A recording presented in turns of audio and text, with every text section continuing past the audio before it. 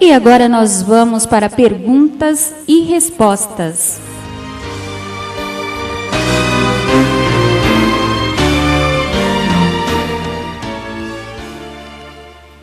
Eniquei, é da Batista Peniel.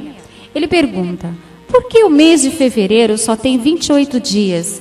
Foi porque Jó amaldiçoou o dia do seu nascimento? Não, absolutamente. O que realmente ocorre com o mês de fevereiro é que o nosso calendário é um calendário que temos 365 dias no ano e mais algumas horas e minutos. Ora, com o passar do tempo, por exemplo, de 4 em 4 anos, estas horas vão se acumulando, e para que não haja problemas na contagem do tempo, inclui-se um dia no mês de fevereiro de 4 em 4 anos, de modo que de 4 em 4 anos o mês de junho passa a ter 29 dias, aquele mês do 4º ano, depois retorna mais 4 anos com 28 dias e de novo entra mais um dia, que é faz 29 dias no mês. Isto é uma razão da contagem de tempo e não tem nada a ver com a maldição que Jó lançou sobre o dia do seu nascimento.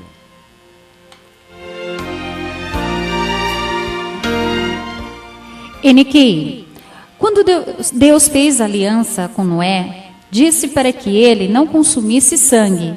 Nós evangélicos podemos consumir sangue ou fazer doação de sangue? A proibição que nós encontramos no livro de Gênesis, no capítulo 9, versículos 3 e 4, diz: tudo quanto se move que é vivente será para vosso mantimento, tudo vos tenho dado como a erva verde.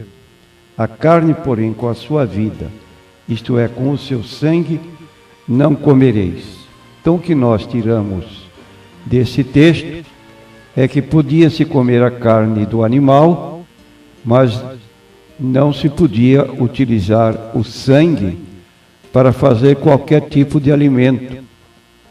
Como hoje costumam-se aproveitar o sangue de aves domésticas, como galinha e outros tipos mais, e se preparar pratos especiais. Aí, nessa forma, está vedada à luz da Bíblia Sagrada, mesmo porque no capítulo 15 de Atos, versículo 29, diz que vos abstinhais das coisas sacrificadas aos ídolos e do sangue da carne sufocada e da prostituição, das quais coisas bem fazeis se vos guardardes. Então, o que aqui está restrito no capítulo 15, 29, são 4 coisas. Coisas sacrificadas aos ídolos, do sangue, da carne sufocada e da prostituição. Essa palavra sangue aqui se refere ao sangue dos animais. E o grupo religioso que ensina a ser proibida a transfusão de sangue, ele não é um grupo que tem uma doutrina permanente. É um tipo de ensino que tem pouca duração ou algum tempo. Por exemplo, nós temos uma revista chamada Consolação, que hoje ela tem o título de Despertai, que publicou o seguinte: Deus nunca justificou determinações que proíbam o uso de medicina, injeções ou transfusões de sangue. É uma invenção de homens que agem como os fariseus, deixando de fora a misericórdia, o amor a Jeová. Servir a Jeová não exclui o nosso raciocínio, especialmente quando se trata de uma vida humana que está a serviço dele.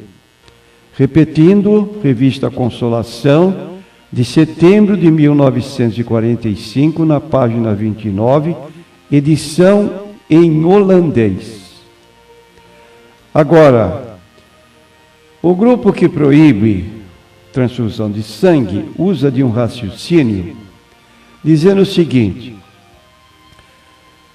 as testemunhas de Jeová argumentam que, a título de comparação, considere o caso de um homem a quem o médico dissesse que precisa abster-se do álcool. Estaria ele obedecendo à ordem se deixasse de beber álcool, mas fizesse que este lhe fosse injetado diretamente nas veias? Ora, esse raciocínio é descabido. Se o médico proíbe o álcool, é claro que tanto por via oral como por via venal, o efeito pode ser o mesmo. Mas se a proibição diz respeito ao álcool, não se pode incluir o suco de laranja. Assim, a proibição está restrita ao sangue dos animais, como alimento, e não o sangue humano como medicamento. A falta de raciocínio é o que eu li no capítulo 9, versículos 3 e 4. Ele podia comer a carne do animal, mas não podia beber o sangue do animal. De modo que o que está sendo proibido em Atos 15 não tem nada a ver com transfusão de sangue. Tanto não tem que as próprias pessoas que hoje proíbem usaram desse argumento muito lógico. Deus nunca justificou determinações que proíbam o uso de medicina. É um ato médico para salvar uma vida. E em 1 João, capítulo 3, versículo 16, diz que Jesus fez uma grande transfusão, derramou seu sangue por nós, para que nós também possamos fazer isso com nossos irmãos. É só ler 1 João, capítulo 3, versículo 16. Eu digo que isso é um crime em nome da fé religiosa. E Jesus disse em João 16, 1 e 2, que haveria tempo de pessoas fanáticas que, julgando estar prestando um culto a Deus, provocariam até a morte de pessoas.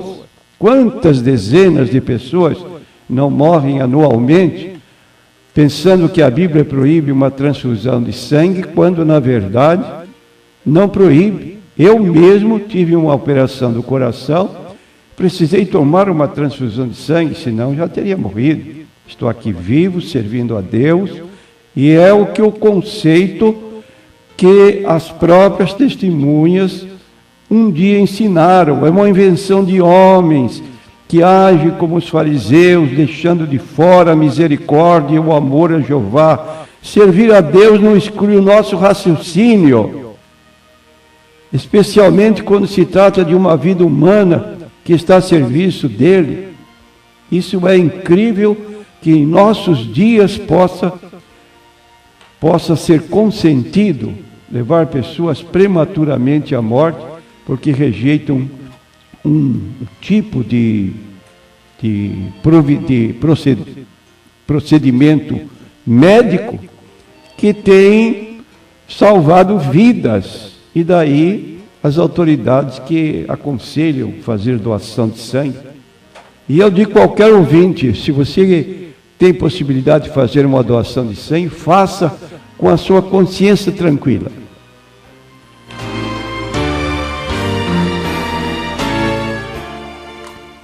O que é simpatia? Simpatia, de acordo com o dicionário, é um ritual posto em prática ou um objeto que a pessoa possa usar supersticiosamente, que se declara como um tipo de amuleto, um tipo de um talismã, para prevenir ou curar uma enfermidade ou mal-estar. Então, o povo brasileiro é um povo muito envolvido com essa prática de simpatia, e dentro do conceito popular, simpatia é a maneira ritual de forçar poderes ocultos a satisfazerem a vontade da pessoa que pratica uma simpatia. Então veja o problema. Essa pessoa que procura recurso através de uma simpatia, de um ritual, ela está querendo forçar poderes ocultos espirituais para fazerem a vontade dessa pessoa naquilo que ela está procurando. E quero dizer mais que não são as meras palavras, atos rituais e objetos que vão levar à realização do desejo do praticante da simpatia, mas, meu prezado ouvinte, são os poderes nela invocados. Não são as gotas de azeite, os pingos de vela, pano vermelho, os verdadeiros objetos de fé. Os praticantes, quando usam destas coisas, colocam sua fé em entidades espirituais, ou, como normalmente se vê aqui no Brasil, em santos, como Santo Antônio, Santo Expedito, São Jorge. São santos muito procurados por pessoas que se dedicam a esse tipo de prática ritual. Os que se envolvem com a prática da simpatia buscam o quê? Bom, obviamente, essas pessoas estão buscando um tipo de milagre para a solução de problemas. Então, é um tipo de criar algum vínculo com o mundo espiritual e manipulá-lo de forma a atender o desejo da pessoa.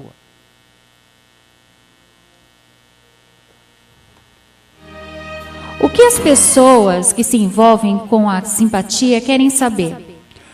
O que elas querem, de modo específico, é saber se funciona.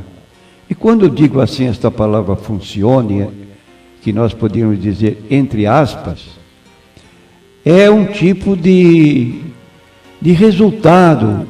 O que elas querem é um milagre. Quer dizer, quero ver a resposta ao seu pedido naquela prática de simpatia que ela está usando. Então, espera ela que possa ocorrer um milagre naquilo que ela está pedindo. Quem é ou quem são os que respondem os pedidos formulados? Aí está. Há pessoas que não conhecem a Bíblia Sagrada, não se importam com quem responde, quem efetua o milagre, entre aspas. Elas querem resposta. E chegam alguns mais atrevidos a dizer, se vem de Deus ou se vem do diabo, para mim não interessa, o que importa é o milagre real. Então, essas pessoas não fazem questão de saber quem é.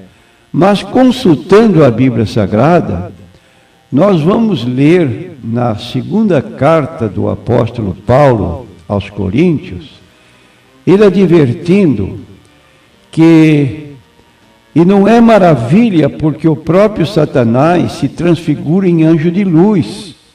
Não é muito, pois, que os seus ministros se transfigurem em ministros da justiça, o fim dos quais será conforme as suas obras. Tenho lido 2 Coríntios 11, 14 e 15.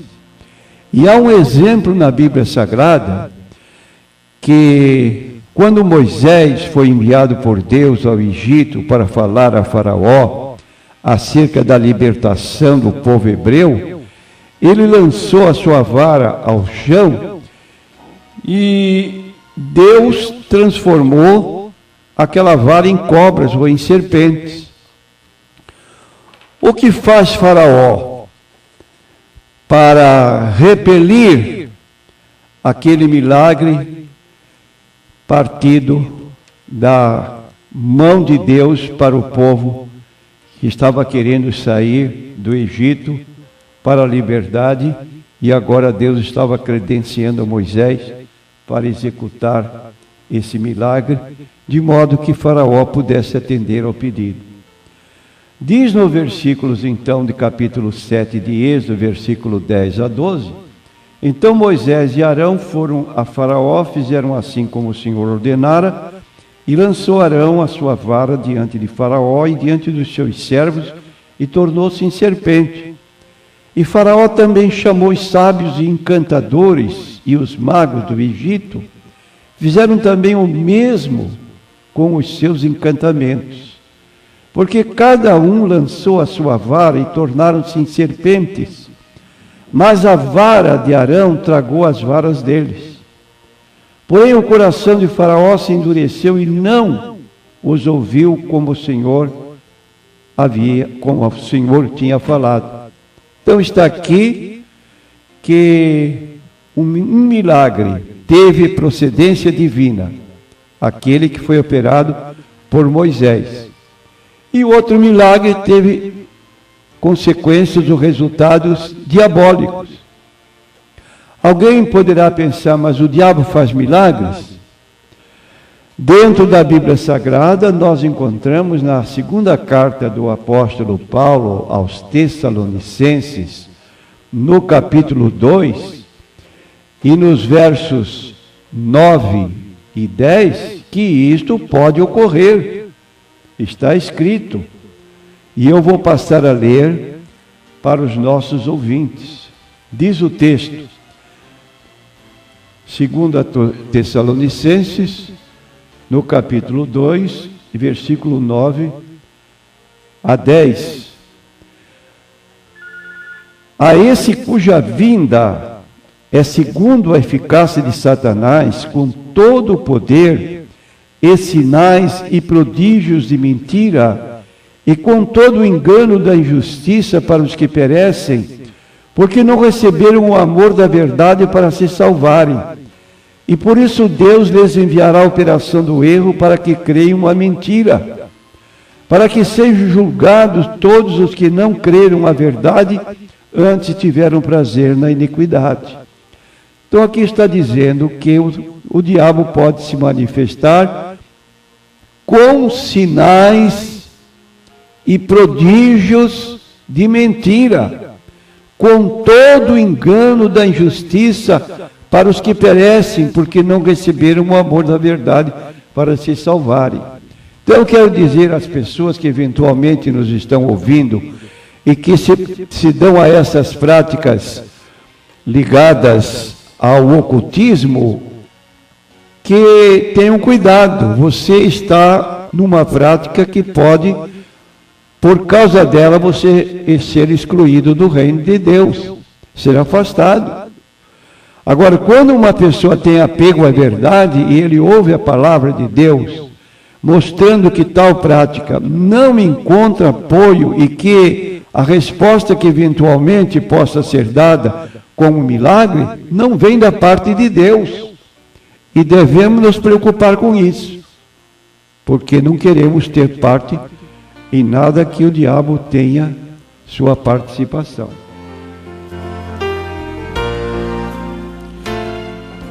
Pastor, por que é importante a frequência à igreja? Embora nós digamos com apoio bíblico que em João 4, 23, 24 diz que os adoradores a quem Deus procura são os que o adoram em espírito e em verdade, e ele procura tais que assim o façam, porque Deus é espírito, importa que os que o adorem em espírito e em verdade.